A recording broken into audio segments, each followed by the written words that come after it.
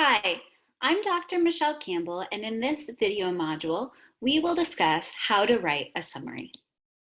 You might be wondering, what is a summary? Well, it's a restatement or synthesis of the original author's main idea and supporting ideas. Why is summarizing important? Well, it illustrates you understand the main ideas and supporting ideas of a source.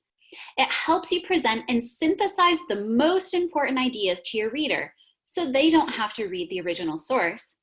And it allows you to integrate one or more sources' ideas into your own writing to help support your ideas or arguments. Before you write, there are some things you should consider.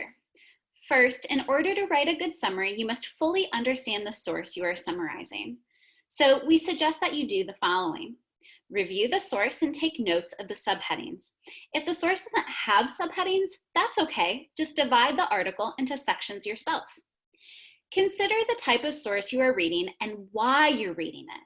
What are you required to do with the information after you've read it? While reading the source, take notes and highlight important information. This can be done either electronically or on a print version of the article. Using your own words, list the main points in each section of the source. Again, using your own words, list the supporting ideas for each main point. Then review your notes and make any necessary changes. Often you might be asked to write a summary paragraph, and that's probably going to be about 100 to 200 words per paragraph. Since the entirety of the paragraphs focus on just the one source, you should use an author-focused in-text citation style. The length of a paragraph depends on your style and purpose, but a good general guideline to follow is that a summary paragraph should be about 5 to 7 sentences, including a topic sentence and several supporting sentences and a concluding or a transition sentence. You might be wondering, what's the difference between summarizing and paraphrasing? Well, in summarizing, we put the main ideas and some supporting ideas into our own words. In paraphrasing, we put a sentence or two in our own words at about the same level of detail. Detail is not usually preserved in summarizing, except maybe a specific example to illustrate a main idea, whereas in paraphrasing, detail is preserved. A summary is usually much shorter than the original, where a paraphrasing is about the same length as the original. Paraphrasing might also help give a specific example in our words in a larger summary.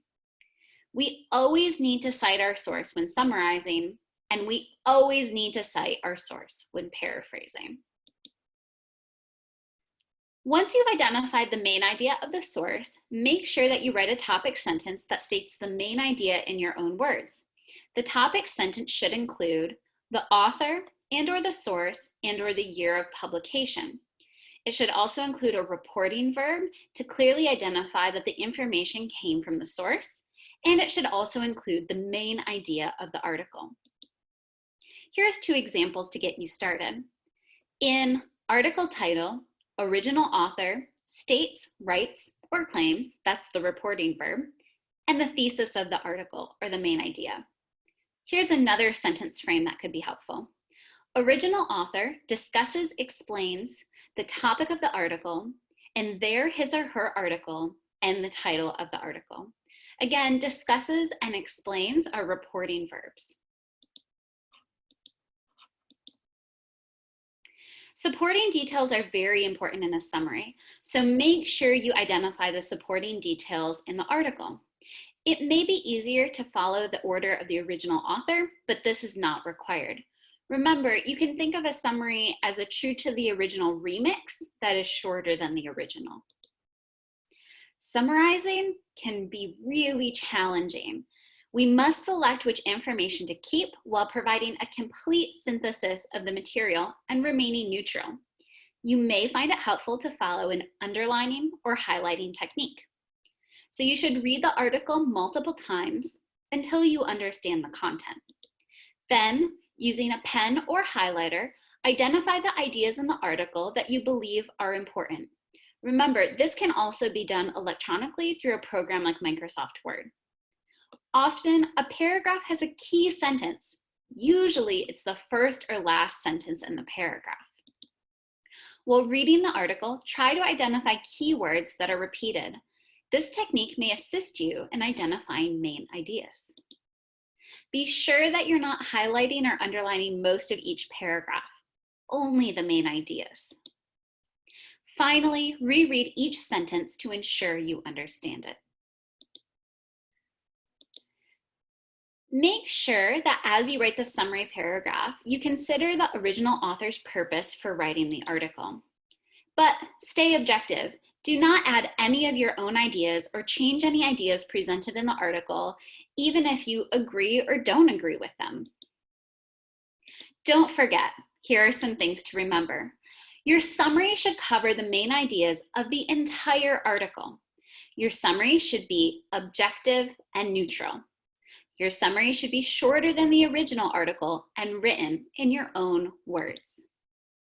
Here's an example. Over here, you see the original text, and there's the information for the citation. And then over on this other side, we have a one-paragraph summary. I would encourage you right now to pause this video and take a couple moments to read both the original text and the summary paragraph. I would also like to point out that in the one paragraph summary, we've highlighted some different parts of the first sentence. So 2008 is highlighted because we've included the year of publication of the article. Faculty newsletter in red is the source.